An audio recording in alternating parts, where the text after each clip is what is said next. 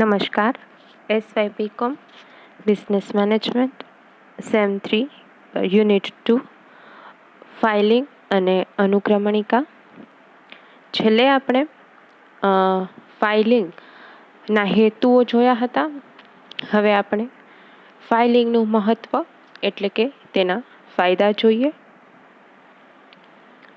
ધંધાકીય એકમમાં ફાઇલિંગનું કેટલું મહત્ત્વ છે એ જોવાનું છે.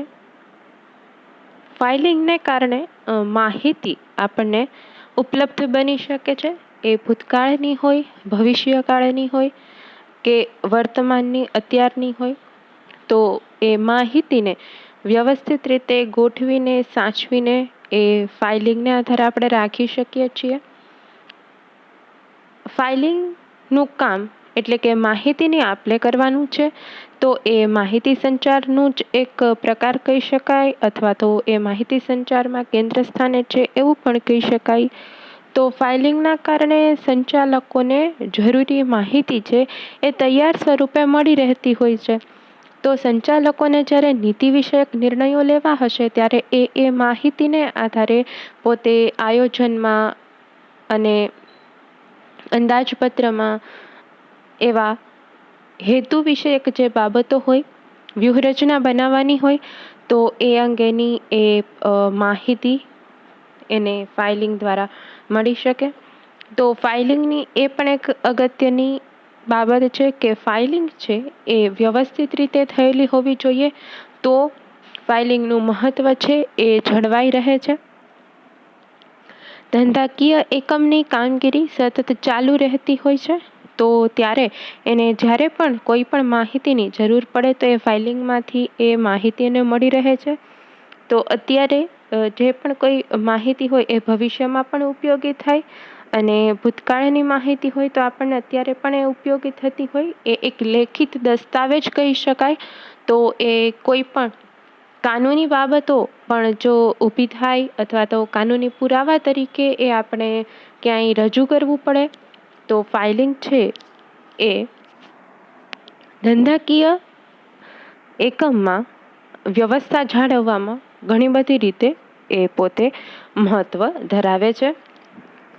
તો સૌપ્રથમ જોઈએ મહત્ત્વમાં પત્રની ગોઠવણી. હવે ફાઇલિંગમાં પત્રો છે, દસ્તાવેજ છે, ભરતિયા છે, વિવિધ કાગળો છે, આ બધાની ગોઠવણી કેવી રીતે થવી જોઈએ? તો કે પદ્ધતિસર થવી જોઈએ, વ્યવસ્થિત થતી હોવી જોઈએ. તો પત્રો છે એ પત્ર વિવિધ વિભાગો પાસેથી મળેલા હોય તો વિભાગને આધારે એનું વિભાજન કરીને રાખેલા હોવા જોઈએ. ક્રમ આપીને રાખવા જોઈએ, જેને કારણે જ્યારે એ વસ્તુનો એ પત્ર હોય તો પત્રનો સામાન્ય રીતે જવાબ આપવાનો હોય. તો એ સમયે આપણે જો ગોતવાની જરૂરિયાત ઊભી થાય તો સરળતાથી આપણે એને ગોતી શકીએ. પત્રોની ગોઠવણી વ્યવસ્થિત થાય તો જ્યારે જોઈતી હોય એ વસ્તુ તો આપણને ત્યારે એ પત્ર છે, દસ્તાવેજ છે તો એ તરત જ મળી આવે. તો જે કબાટમાં ગોઠવવામાં આવતા હોય એ કબાટમાં પણ નંબરિંગ કરેલું હોવું જોઈએ, અનુક્રમણિકા કરેલી હોવી જોઈએ. પત્ર છે ફાઇલ કરેલું હોય તો એ ફાઇલોમાં પણ કરેલું હોવું જોઈએ. તો આ દરેક બાબત એની ગોઠવણી સાથે સમાવેશ થયેલો છે. તો સરળતાથી આ બધી જ વસ્તુ મળી રહે એ રીતે ગોઠવણી કરવી જરૂરી બને. બીજું તો છે રક્ષણ. પત્ર, કાગળ, આ જે બાબતો જેટલી પણ અગત્યના દસ્તાવેજો છે તો એ બધા વ્યવસ્થિત સચવાયેલા હોવા જોઈએ. કોઈ જીવજંતુ છે કે ઉંદરો છે એને બગાડી ન જાય એ રીતે એની વ્યવસ્થિત સંગ્રહ કરેલો હોવો જોઈએ. ધૂળ ન લાગી જાય, ભેજ ન લાગી જાય, વરસાદમાં પલળી ન જાય પાણી, આવી બધી બાબતોથી એને રક્ષણ આપવું જોઈએ. તો એવી રીતે એ જગ્યા ઉપર સંગ્રહ થતો હોવો જોઈએ આ બધી ફાઇલિંગનો, કે આવા કારણોસર એ ફાઇલિંગને નુકસાન ન થાય. એના પછી છે અનુસંધાન. કાર્યાલયમાં આવતા પત્રોના ઉત્તરો આપવા માટે ભૂતકાળના પત્રોનું અનુસંધાન જરૂરી બને. અનુસંધાન એટલે કોઈ વસ્તુ એક વખત પૂરી થઈ ગઈ હોય પરંતુ એની પાછળની બાબત અધૂરી હોય તો એમાં અનુસંધાન લખી અને એનો નંબર આપવામાં આવતો હોય કે એ ભરતિયું છે એ આ ભરતિયાની સાથે જોઈન્ટ હોય તો એને અનુસંધાન નંબરની સાથે એને જોઈન્ટ કરવામાં આવતું હોય કે એક ભૂતકાળનો પત્ર છે, હવે એનો જવાબ તમારે થોડા સમય પછી આપવાનો છે. તો આ બંને વસ્તુ જે થશે કે એક 4 તારીખે આવેલા પત્રનો જવાબ તમે 7 તારીખે આપ્યો, તો હવે આ બંને વચ્ચેનો જે સંબંધ હશે તો એ શું કહેવાશે? જ્યારે એની નોંધ કરવામાં આવતી હોય તો 4 તારીખ અને પછી એના અનુસંધાનમાં 7 તારીખ. તો 4 તારીખે પત્ર આવેલો છે અને 7 તારીખે આપણે એનો જવાબ દઈએ છીએ, તો આપણે એને અનુસંધાન તરીકે લખી શકીએ. તો અનુસંધાન જો કરેલા હોય તો પત્રનો જ્યારે જવાબ આપવો હોય તો સરળતા રહી શકે. એના પછી જોઈએ યોગ્ય રીતે વર્ગીકરણ, એટલે કે એનું વર્ગીકરણ છે એ વ્યવસ્થિત થયેલું હોવું જોઈએ. વર્ગીકરણ કરેલું હશે તો એ બાબતે છે એ ઝડપથી આપણને મળી શકે, જ્યારે જોઈએ યોગ્ય સમયે આપણને મળી જાય છે. તો પત્રો છે એના અનુસાર ફાઇલોનું વર્ગીકરણ થતું હોવું જોઈએ. વિભાગને આધારે પણ થઈ જાય, તારીખને આધારે પણ થતું હોય, નામને આધારે થતું હોય. તો કેવી રીતે તમે વર્ગીકરણ કરેલું છે એના આધારે એ વ્યવસ્થિત રીતેની ગોઠવણી કરતા હોવા જોઈએ. જેમ કે ગ્રાહકોની ફાઇલ હોય તો ગ્રાહકોના નામને આધારે થતી હોય, શહેર મુજબની ફાઇલ હોય તો અલગ અલગ શહેરના નામે ગ્રાહકોની ફાઇલ છે એ રખાતી હોય. તો આ તારીખ મુજબ થતી હોય તો તારીખ મુજબના વાઉચર્સ છે એવી રીતે ગોઠવણી થતી હોય. કક્કાવારી મુજબ થતી હોય, વિવિધ વિભાગોના આધારે થતી હોય. તો આ અલગ અલગ વર્ગીકરણ થતી હોય, તો અલગ અલગ વર્ગીકરણની પદ્ધતિઓ હોય. તો ધંધાકીય એકમે જે વર્ગીકરણની રીત અપનાવેલી હોય તો એના આધારે વ્યવસ્થિત ગોઠવણી થાય. તો જ્યારે પણ આપણને ભવિષ્યમાં એ વસ્તુની જરૂર પડે તો આપણને એ ઝડપથી મળી રહે. એના પછી છે ખરીદ વેચાણની નીતિ, એટલે કે જૂના પત્ર ભરતિયા ખરીદ વેચાણની નીતિ નક્કી કરવામાં આપણને ઉપયોગી મળે. અથવા તો અત્યારે કોઈ પ્રશ્ન ઊભો થયો હોય તો આપણે ભૂતકાળમાં એનું નિરાકરણ કેવી રીતે કર્યું હતું એ જો આપણે જાણવું હોય તો પણ એ આપણને અનુકૂળ પડતું હોય. એટલે ખરીદ વેચાણની નોંધ પણ ઉપયોગી બને છે. નીતિ વિષયક નિર્ણયો, સંચાલનને નીતિ વિષયક નિર્ણયો લેવા હોય તો સંચાલકો એ કેવી રીતે નીતિ વિષયક નિર્ણયો લેતા હોય કે ભવિષ્યની બાબતને ધ્યાનમાં રાખતા હોય, અત્યારની બાબતને ધ્યાનમાં રાખતા હોય, અને ભૂતકાળમાં નિર્ણયો કેવા લેવાના હતા તો એનું પરિણામ કેવું આવેલું હતું એ પણ એ લોકોને જાણકારી જોઈતી હોય. એ ઉપરાંત એને વિવિધ વિભાગોની માહિતી પણ જોઈતી હોય. નફો કેટલો થતો હોય છે, ખર્ચ કેટલો થતો હોય છે, નાણાંની આવક જાવક શું છે, મિલકતોની પરિસ્થિતિ શું છે. તો આવી બધી જ વસ્તુ છે, આવા બધા નીતિ વિષયક નિર્ણયો લેવા હોય ત્યારે એ લોકોને માહિતીની જરૂર પડશે. તો ફાઇલિંગમાં જો માહિતી વ્યવસ્થિત કરેલી હશે તો યોગ્ય સમયે સંચાલકો સુધી એ માહિતી પહોંચાડી શકીએ છીએ. માહિતી સંચારનું કાર્ય ઝડપી બને, એટલે કે માહિતીની આપ-લે શક્ય બની શકે છે, વધુ સારી રીતે થઈ શકે છે. જો ફાઇલિંગ કર્યા વગર બસ બધા કાગળ એમને રાખી દીધા હોય તો જ્યારે જરૂર પડે ત્યારે એ કાગળ ગોતવો અશક્ય જેવું બની જાય અથવા તેમાં ખૂબ મહેનત લાગી જાય. તો આવું ન થાય, સમય બચે અને શ્રમ પણ બચે, માનવ કલાકો પણ બચે. તો એના માટે ફાઇલિંગ છે એ ખૂબ જરૂરી બને છે ધંધાકીય એકમમાં પ્રશ્નોના ઉત્તરો આપવા માટે. અને આ જો માહિતી સંચાર વ્યવસ્થિત રીતે પોતાનું કામ કરતી હોય તો ધંધાની શાખમાં પણ વધારો કરે છે. નેક્સ્ટ જોઈએ દસ્તાવેજી પુરાવા, એટલે કે યોગ્ય સમયે સચવાયેલા પત્રો છે, દસ્તાવેજો છે, નકલો છે એ ભવિષ્યમાં જ્યારે કોઈ કાનૂની કામ થતું હોય તો એમાં પુરાવા તરીકે તમે એને આપી શકો છો. તો આ બધી બાબત છે ત્યારે આ જે ફાઇલો છે, પત્રો છે, જે સાચવી રાખેલા હશે વ્યવસ્થિત રીતે તો એ અગત્યના બની જશે. એ ઉપરાંત વીમા પોલિસી છે, મકાન કે મિલકતોની કોઈ બાબતો છે, એના ઉપર કોઈ કરારો કરવાના છે તો એ સમયે જો દસ્તાવેજો સાચવેલા હોય તો એ ખૂબ જ ફાયદાકારક નીવડે છે. ત્યારબાદ છે પત્રકો તૈયાર કરવા. વિવિધ પત્રકો તૈયાર કરવા પડે. તો આવા અલગ અલગ આવકના, ખર્ચના, પડતરના આ પત્રકો તૈયાર કરવાથી આપણે જ્યારે અંદાજપત્ર બનાવતા હશું તો અંદાજપત્ર બનાવતી વખતે આ બધા પત્રકો આપણને ખૂબ જ ઉપયોગી બની રહે છે. પ્રગતિની સરખામણી. ધંધાના જુદા જુદા વિભાગો વચ્ચે પણ પ્રગતિની સરખામણી કરી શકાય છે, અને આપણા જે બી વસ્તુનું ઉત્પાદન કરતી એટલે કે આપણા સમાન વસ્તુનું ઉત્પાદન કરતી પેઢીઓ હોય તો વિવિધ પેઢીઓની પણ પ્રગતિનું સરખામણી કરી શકાય છે. એટલે કે વેચાણ છે તેમાં વધારો ઘટાડો થયો છે, ખર્ચમાં વધારો ઘટાડો થયો છે, ગ્રાહકમાં કેટલો વધારો ઘટાડો થયો છે.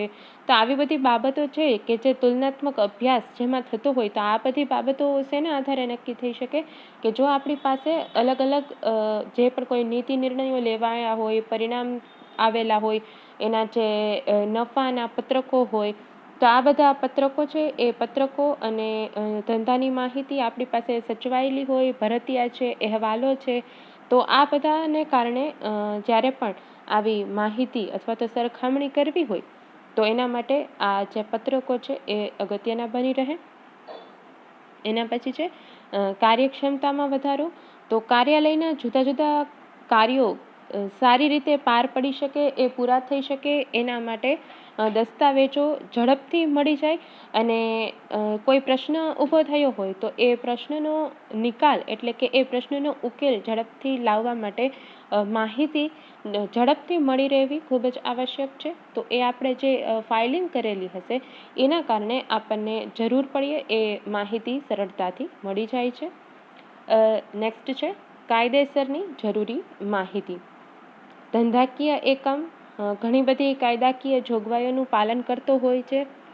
કંપની ધારો હોય, કારખાનાનો કાયદો છે, પ્રદૂષણ નિયંત્રણ ધારો હોય, આવકવેરો હોય, તો આવા બધા વેરાઓ હોય અને કાયદાના અલગ અલગ જોગવાઈઓ હોય, જે જોગવાઈઓનું એને પાલન કરવું પડતું હોય. કંપની ધારાની જોગવાઈઓ હોય, તો આ બધી જોગવાઈઓના સંદર્ભમાં એને અલગ અલગ માહિતી જે હોય તો એ માહિતીની ફાઇલિંગ કરી રાખેલી હોય.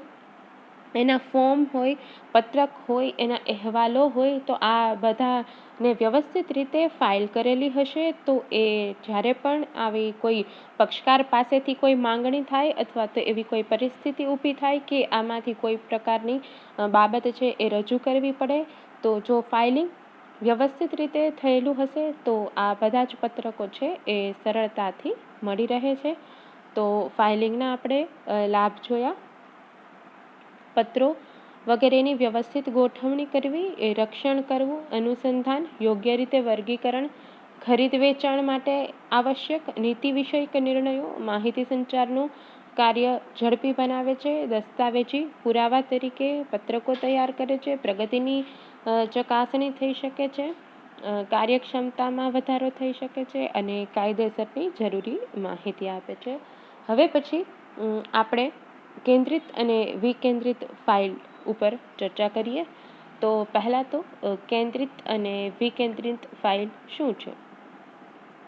કેન્દ્રિત એટલે કે એક જગ્યાએ કેન્દ્રિત થયેલું હોય એને કેન્દ્રિત ફાઇલિંગ કહેવાય. તો ધંધાકીય એકમમાં જે પણ કોઈ પ્રકારના પત્રકો છે, ભરતિયા છે, અલગ અલગ અહેવાલો છે, જે બધા ફાઇલિંગ થતા હોય એના માટે એક અલગ વિભાગ ઊભો કરવામાં આવતા હોય, અને એ વિભાગ દરેક વિભાગના આ અલગ અલગ પ્રકારના પત્રકોનું ફાઇલિંગ કરતું હોય. એટલે કે કેન્દ્રિત ફાઇલિંગમાં બધા જ વિભાગોના રેકોર્ડ્સ કે નોંધની ફાઇલ કાર્યાલયમાં કોઈ એક જ સ્થળે રાખવામાં આવે છે. જ્યારે વિકેન્દ્રિત ફાઇલિંગ એટલે કે અલગ અલગ વિભાગોમાં એનું ફાઇલિંગ કરવામાં આવતું હોય છે. તો કેન્દ્રિત અને વિકેન્દ્રિત ફાઇલ. તો હવે આપણે કેન્દ્રિત ફાઇલ જોઈએ. ધંધાકીય એકમ કેન્દ્રિત કે વિકેન્દ્રિત કોઈ પણ વ્યવસ્થામાંથી એક વ્યવસ્થા પોતે અપનાવી શકે છે. તો એ નિર્ણય સંચાલકે કરવાનો હોય કે એના પોતાના ધંધાકીય એકમના કઈ પદ્ધતિ એને સરળ બનશે અને એ કઈ પદ્ધતિથી પોતે કાર્ય કરશે તો એ સરળતાથી માહિતી સંચાર કરી શકશે. કેન્દ્રિત ફાઇલિંગ. કેન્દ્રિત ફાઇલિંગમાં બધા જ વિભાગોનો રેકોર્ડ નોંધવાની ફાઇલ કાર્યાલયમાં કોઈ એક સ્થળે રાખવામાં આવે છે. એટલે કે કાર્યાલયનું એક એવું સ્થળ હશે કે જે એકમની તમામ બાબતોની નોંધ એ એક જ સ્થળ ઉપર રાખવામાં આવતું હશે. તો એ કેન્દ્રિત ફાઇલિંગ વ્યવસ્થા કહેવાશે. જેમાં નિશ્ચિત સ્થળે એટલે કે એક અલાયદા એટલે કે અલગ વિભાગમાં જવાબદાર એવી કોઈ એક વ્યક્તિના નિરીક્ષણ અને નિયંત્રણ હેઠળ આ પ્રકારનું ફાઇલિંગ કરવામાં આવતું હોય, જેને કેન્દ્રિત ફાઇલિંગ કહે છે. એટલે કે કોઈ એક જવાબદાર વ્યક્તિ ત્યાં નિયુક્ત કરવામાં આવતી હોય અને એ વ્યક્તિ છે એ આવા પ્રકારની ફાઇલિંગ છે એનું કામ કરશે અને એની જ જવાબદારી રહેશે કે આ દરેક પ્રકારનું ફાઇલિંગ વ્યવસ્થિત થાય કે એમાં કોઈ જ પ્રકારની મુશ્કેલી ન આવે.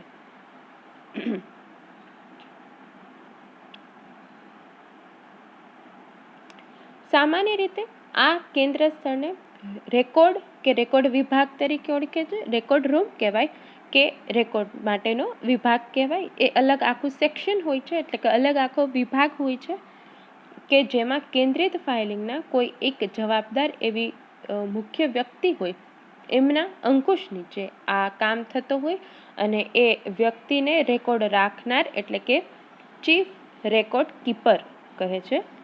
તો એનું કામ એ હોય છે કે આખા ધંધાકીય એકમની જે પણ કોઈ બાબતોનું નોંધ કરવાનું કામ હશે તો એ એ વ્યક્તિ જવાબદાર વ્યક્તિના નિયંત્રણ હેઠળ એ કામ થશે.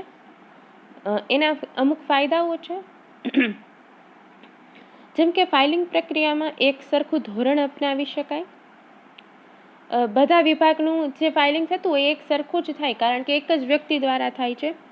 અલગ અલગ પત્રકો, કાગળો, દસ્તાવેજોનું ફાઇલિંગ કરવામાં ઝડપથી ફાઇલિંગ કરી શકાય અને સમગ્ર પ્રક્રિયામાં એક વિશિષ્ટ અધિકારી એને નીમવામાં આવેલો હોય તો એના માટે વિશિષ્ટીકરણનો ફાયદો એને મળી શકે અને તાલીમ પામેલા વ્યક્તિઓ છે એમના દ્વારા ફાઇલિંગ થતું હોય તો ફાઇલિંગની પ્રક્રિયા છે એ વધુ સારી થશે. નિરીક્ષણ સતત મળી રહેશે અને એના માટે જે કાર્ય છે એ પણ અંકુશમાં કરી શકાશે એટલે કે એમાં પ્રશ્નો ઓછા થતા જોવા મળશે. કાર્ય કે સાધન બેવડાતા નથી એટલે કે એક જ વસ્તુની ફાઇલિંગ એક કે એકથી વધુ વાર નથી થતી કારણ કે એક જ વ્યક્તિના હાથ નીચે આ બધું કામ થાય છે તો કાર્ય બેવડાવવાનો સવાલ નથી રહેતો, ખર્ચ ઓછો થાય છે, કાર્યાલયની જગ્યાનો ઇષ્ટતમ એટલે કે વધુમાં વધુ ઉપયોગ થઈ શકે છે અને એક જ કેન્દ્રિત જગ્યાએ બધા જ રેકોર્ડ સાચવાતા હોવાથી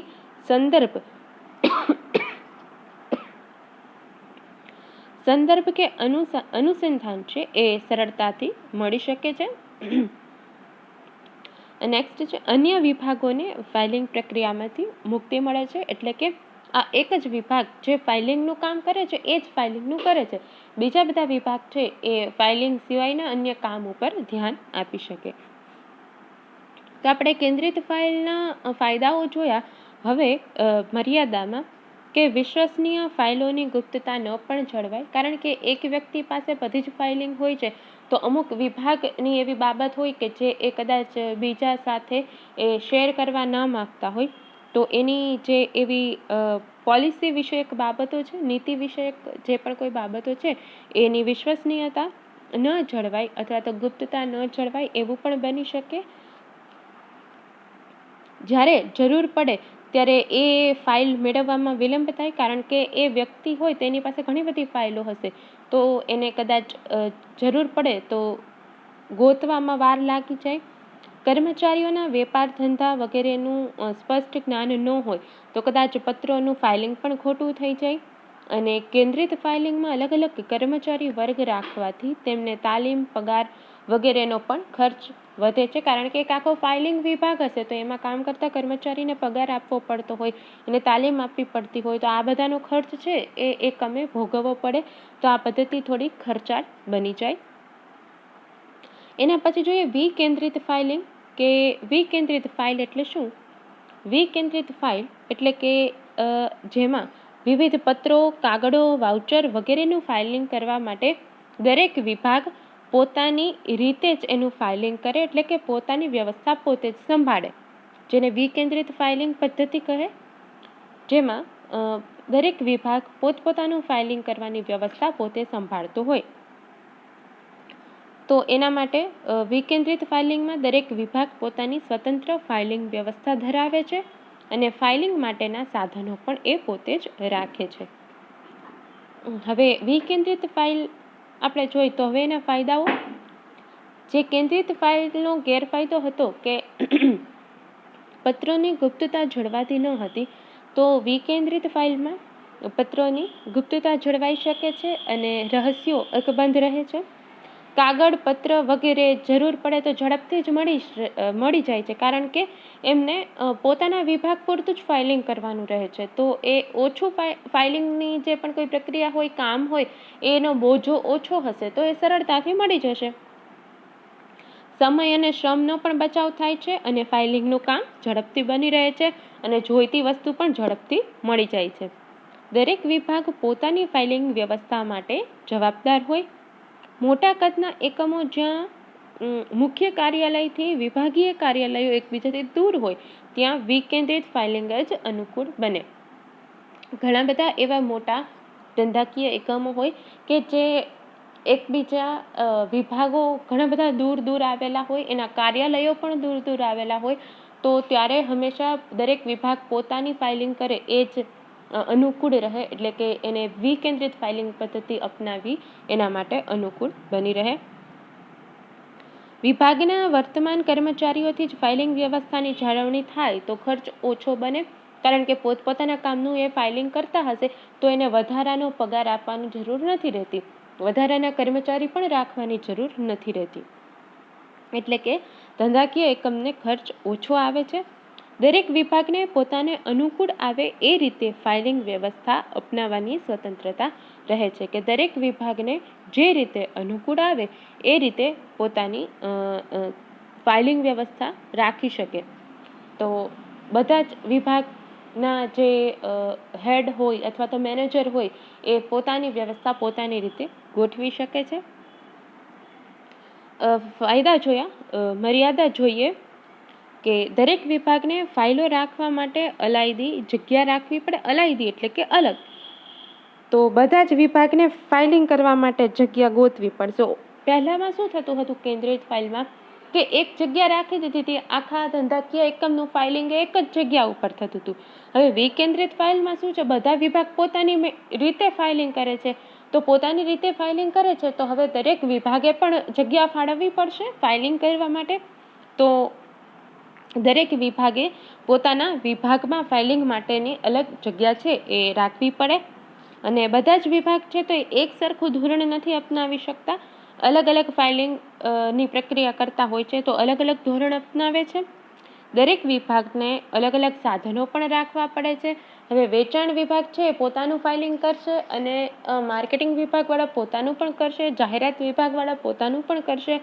તો વેચાણ વિભાગ અને જાહેરાત વિભાગ આ બધા જ લોકો પોતાની રીતે પોતાનું ફાઇલિંગ કરતા હશે તો એક જ જે કાર્ય થયું હોય એ કાર્ય બેવડાતું હશે. જેમ કે 10,000નું મટીરિયલ લીધું, કાચો માલ. હવે કાચા માલની ખરીદી કરી, એટલે ખરીદી કરેલી હશે તો ખરીદી વિભાગ પણ એની નોંધ કરશે. આપણે નાણું ચૂકવ્યું હશે એટલે નાણાં વિભાગ પણ એની નોંધ કરશે. અને માલ સામાન આવ્યો હશે એટલે માલ સામાન વિભાગની સાચવણી કરતા હશે તો એ માલ સામાન વિભાગે પણ એની નોંધ કરશે. તો 3 વિભાગે એની નોંધ કરવી પડે વિકેન્દ્રિત ફાઇલમાં. પરંતુ જો કેન્દ્રિત ફાઇલ હોય તો એક જ વ્યક્તિ દ્વારા આ 3 બાબતની નોંધ રાખવામાં આવતી હોય. એટલે અલગ અલગ સાધનો પણ રાખાય અને કામ પણ બેવડાય છે. કાર્યાલયનું અન્ય કામ કરતા કર્મચારીએ ફાઇલિંગનું કાર્ય કરવાનું હોય તો એ બીજા કામમાં પોતાનું એટલું ધ્યાન નથી આપી શકતા અને એના માટે એમને તાલીમ પણ આપવી પડે, તો એ નથી આપી શકતા. વિકેન્દ્રિત ફાઇલિંગ એટલે કે વિભાગીય ફાઇલિંગ અને કેન્દ્રિત નિરીક્ષણ અને અંકુશનો અભાવ જોવા મળે.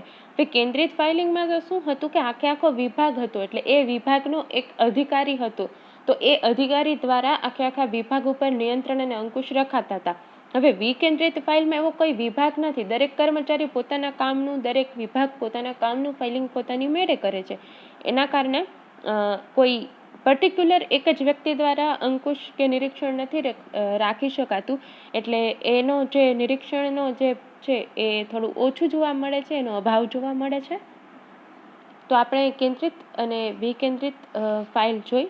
હવે પછી આપણે એનો તફાવત અને ફાઇલોની વ્યવસ્થા પસંદગીમાં ધ્યાનમાં રાખવાના મુદ્દા એના વિશે ચર્ચા કરીશું. Thank you.